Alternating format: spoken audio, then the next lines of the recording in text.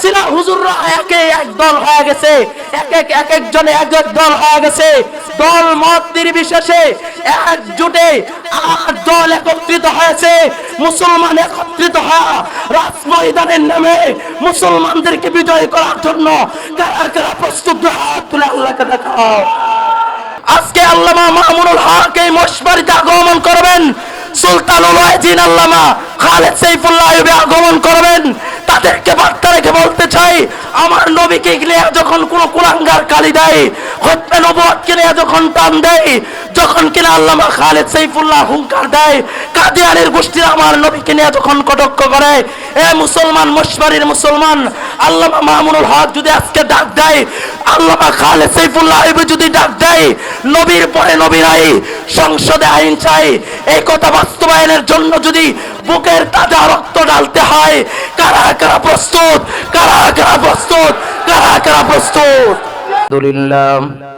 আলহামদুলিল্লাহ ওয়া কাফা ওয়া সালামুন আলা ইবাদিহিল্লাযীনা ইসতাফা।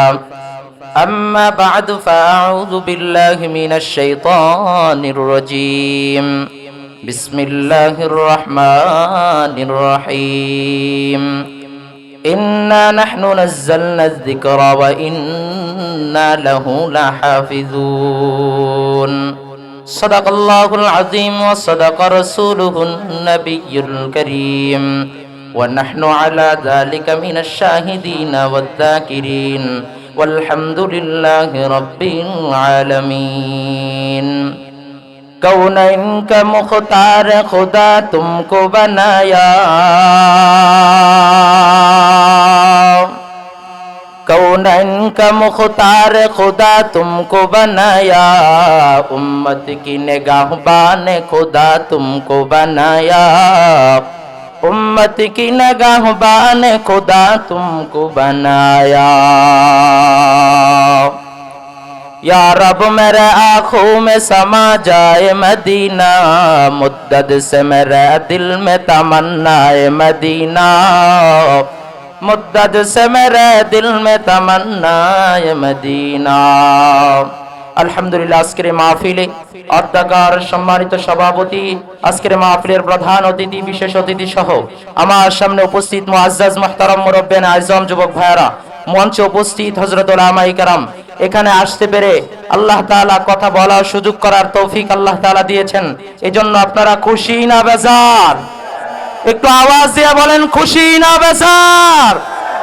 আল্লাহ তাআলা পবিত্র কোরআনে বলে, ইন্না নাহনু নাযালনায যিকরা ওয়া ইন্না লাহু লাহাফিযুন। আল্লাহ পাক রব্বুল আলামিন তার নবীকে ডাক দিয়া কয়, ও পয়গম্বর, দুনিয়ার জমিনের ভিতর আমি আল্লাহ, নিশ্চয় আমি আল্লাহ, ইন্না নাহনু, নিশ্চয় আমি আল্লাহ কোরআন নাজিল করেছি, নিশ্চয় আমি আল্লাহ জিকির নাজিল করেছি, অর্থাৎ কোরআন নাজিল করেছি। দুনিয়ার মুসলমান, আল্লাহ দুনিয়ার জমিনে কোরআন নাজিল করেছেন, জিকির নাজিল করেছেন। মুফাসসিরিন কেরাম আয়াতের তাফসীরে বলেন, এই আয়াত দ্বারা বোঝা যায় ইন্না নাহনু নাযালনায যিকরা ওয়া ইন্না লাহু লাহাফিযুন। আল্লাহ বলে, আমি আল্লাহ দুনিয়ার জমিনে কোরআন নাজিল করলাম। তাহলে মুসলমান জুড়ে আওয়াজ দিয়া বলো, দুনিয়াতে আল্লাহ কি নাজিল করলেন? কোরআন নাজিল করলেন। এরপরে আমার আল্লাহ ডাক দিয়া কয়, দুনিয়ার মানুষ শুনো, দুনিয়ার জমিনে আমি আল্লাহ কোরআন নাজিল কইরা এরপরে আমি আল্লাহ কোরআনের জিম্মাদার নিলাম। অনুনাজ্জিলু মিনাল কুরআনি মা হুয়া শিফাউ ওয়া রাহমাতুল লিল মুমিনিন। কোরআন হলো শিফা। এরপরে আল্লাহ বলে, ইন্না নাহনু নাযালনা যিকরা, আমি আল্লাহ জিকির নাজিল করলাম, অর্থাৎ আল্লাহ কোরআন নাজিল করলেন।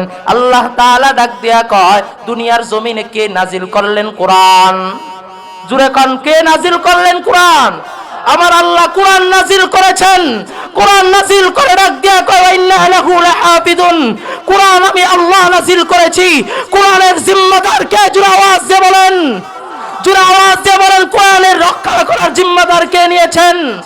আপনাদেরকে উদাহরণ দেই, এই যে আপনারা দেখতেছেন টিউব লাইট জ্বলতেছে, এই লাইট যদি কেউ ফু দিয়া নিভাইতে চায়, বলেন নিভানো সম্ভব কিনা?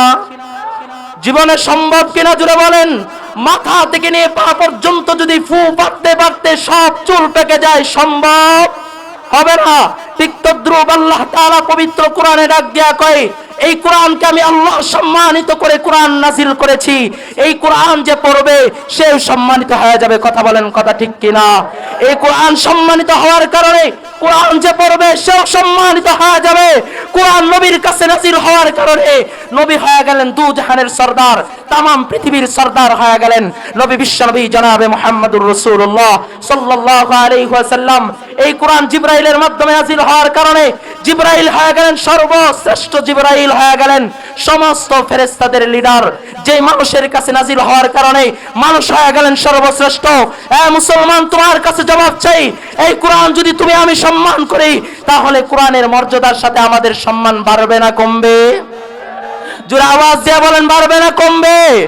এই কোরআনের সম্মান দেখতেছি গত 2-4 দিন আগে আমরা দেখেছি আল্লামা মামুনুল হক যখন কিনা চট্টগ্রামে যখন গণসমাবেশে হাজির হয়েছিলেন, তার ডানে বামে সামনে পিছনে নিরাপত্তা বাহিনী, পুলিশ বাহিনী তাকে নিরাপত্তা দেয়া ঢুকাইছে। কথা ঠিক কিনা?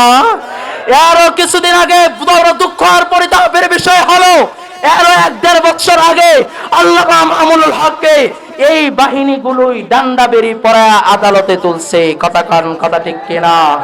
তাহলে বোঝা যায় আল্লামা মামুনুল হকের সম্মান ঠিক আছে, কিন্তু কোরআনকে যারা বিচ্ছিন্ন করে দিতে চাইছিল, যারা লাইটগুলোকে বিচ্ছিন্ন করে দিতে চাইছিল, তারা এই দেশ থেকে বাড়াতে বাধ্য হয়েছে, তারাই বাধ্য হয়েছে। আল্লামা মামুনুল হক ঠিক আছে, ঠিক কিনা? জোরে আওয়াজ দিয়ে বলো, ঠিক কিনা? জোরে আওয়াজ দিয়ে বলো। তাহলে বলেন, যদি কোরআনে, জোরে আওয়াজ দিয়ে বলো, কোরআন নাজিল করেছেন কে? এই কোরআনের জিম্মাদার কার কাছে? আল্লাহ যদি চায় কোরআনের সম্মান বাড়াতে পারে কি পারে না? এইখানে আল্লামা মামুনুল হক দীর্ঘ আরো 2-4 বছর আগে এখানে আসার ক্ষমতা তার ছিল না, প্রশাসনের অর্ডার নেওয়া লাগতো। কিন্তু মুসলমান, তোমাদের জানতে হবে, কোরআন যদি তোমরা আঁকড়ে ধরতে পারো, মাদ্রাসাগুলোকে যদি তোমরা কোরআনওয়ালা বানাইতে পারো, খোদার কসম করে বলি, তোমরা আল্লামা মামুনুল হক শুধু নয়, তার চেয়ে তার বড় কিছু হওয়ার সম্ভাবনা আছে। ঠিক কিনা? জোরে আওয়াজ দিয়ে বলেন। এখানে সুলতানুল ওয়াইজিন আল্লামা খালেদ সাইফুল্লাহ আজবি আসবেন, তাকে আমরা দেখেছি। আল্লামা মামুনুল হক, আল্লামা খালেদ সাইফুল্লাহ আইয়ুবী যখন কিনা কারাগারে ছিল, আল্লামা খালেদ সাইফুল্লাহ আইয়ুবীর হাতের ভিতরে কড়া থাকার কারণে হাতগুলো ফুলে যেত, বারবার কাকুতি মিনতি করত, বারবার বলতো, আল্লামা মামুনুল হক বলতো, আমাদের টুপিটা পরায়েন না, জ্যাকেটটা আর পরায়েন না, কিন্তু বেঈমানের গোষ্ঠী তারে এক চুল ছাড় দেয় নাই। ঠিক কিনা? জোরে বলেন। আল্লাহ কই, বান্দা তোরে ছাড় দিব, ছেড়ে দিব না। বাংলার জমিনের ভিতরে এমন কোন সরকার প্রধান আসে নাই যারা কিনা দুনিয়ার জমিনে এসে দেশ ছেড়ে পালাতে বাধ্য হয়েছে। বড় দুঃখ আর পরিতাপের বিষয় হলো, আমাদের 52 বছর দেশ স্বাধীন হয়েছে, 12 জন প্রধানমন্ত্রী পাল্টেছে, কিন্তু আজও পর্যন্ত আমাদের দুঃখ আর পরিতাপের বিষয় হলো, একজন দাড়িওয়ালাকে আমরা রাষ্ট্রীয় প্রধান বানাতে পারি নাই। ঠিক কিনা? জোরে আওয়াজ দিয়ে বলেন। এবার হবে 8 দল একত্রিত হয়েছে মুসলমান, যারা বলেছিল হুজুররা এক দল হয়ে গেছে, এক একজনে এক দল হয়ে গেছে, দল মত নির্বিশেষে একজোটে 8 দল একত্রিত হয়েছে। মুসলমান একত্রিত হয়ে রাজময়দানের নামে মুসলমানদেরকে বিজয় করার জন্য কারা কারা প্রস্তুত? হাত তুলে আল্লাহকে দেখাও।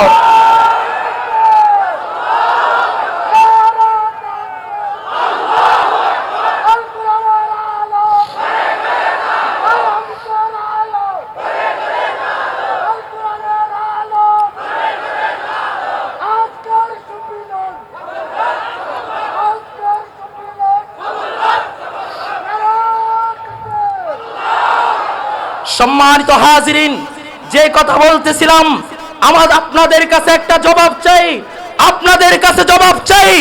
আমরা এদেশে 52 বছর দেখেছি, 52 বছরে একজন টুপিওয়ালা রাষ্ট্রপ্রধান হতে পারে নাই। আমরা চাই কোরআনের শাসন এই দেশে বাস্তবায়ন হোক। কারা কারা চাই? 2 হাত তুলি। এই সংসদে কোরআন চাই, কারা কারা 2 হাত তুলে বলেন। এদেশে আমরা কোরআন চাই, বাংলার মানুষ স্বাধীনতা ফিরে পাইতে চাই, এ দেশে পার্লামেন্টে কোরআন স্বাধীনতা হোক। ঠিক কিনা? জোরে আওয়াজ দিয়ে বলেন। আমরা এতটুকু বলে দিতে চাই, আজকে আল্লামা মামুনুল হক এই মশবাড়িতে আগমন করবেন, সুলতানুল ওয়াজিন আল্লামা খালেদ সাইফুল্লাহ আইয়ুবী আগমন করবেন, তাদেরকে বার্তা রেখে বলতে চাই, আমার নবীকে নিয়ে যখন কোন কুলাঙ্গার গালি দেয়, খতমে নবুয়তকে নিয়ে যখন টান দেয়, যখন কিনা আল্লামা খালেদ সাইফুল্লাহ হুঙ্কার দেয়, কাদিয়ানের গোষ্ঠীর আমার নবীকে নিয়ে যখন কটাক্ষ করে, এ মুসলমান, মশবারির মুসলমান, আল্লামা মামুনুল হক যদি আজকে ডাক দেয়, আল্লামা খালেদ সাইফুল্লাহ যদি ডাক দেয়, নবীর পরে নবী নাই, সংসদে আইন চাই, এই কথা বাস্তবায়নের জন্য যদি বুকের তাজা রক্ত ঢালতে হয়, কারা কারা প্রস্তুত, কারা কারা প্রস্তুত, কারা কারা প্রস্তুত?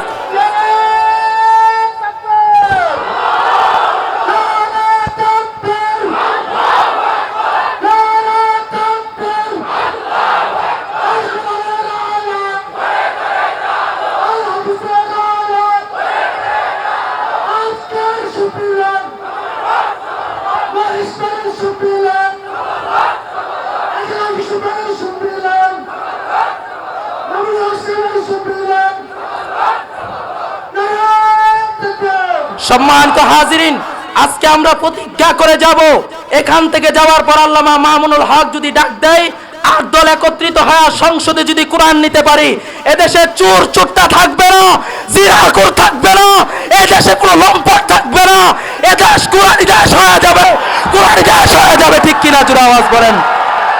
আমরা প্রস্তুত আছি তো ইনশাআল্লাহ? প্রস্তুত আছি তো? দুই হাত তুলে বলি প্রস্তুত আছি তো ইনশাআল্লাহ? আমার জন্য দোয়া করবেন। সকলে সুস্বাস্থ্য কামনা করে বিদায় নিচ্ছি। ওয়া আখিরি দাওয়ানা আলহামদুলিল্লাহি রাব্বিল আলামিন। আবারও দেখা হবে কোনো এক কাজ ময়দানে। আসসালামু আলাইকুম।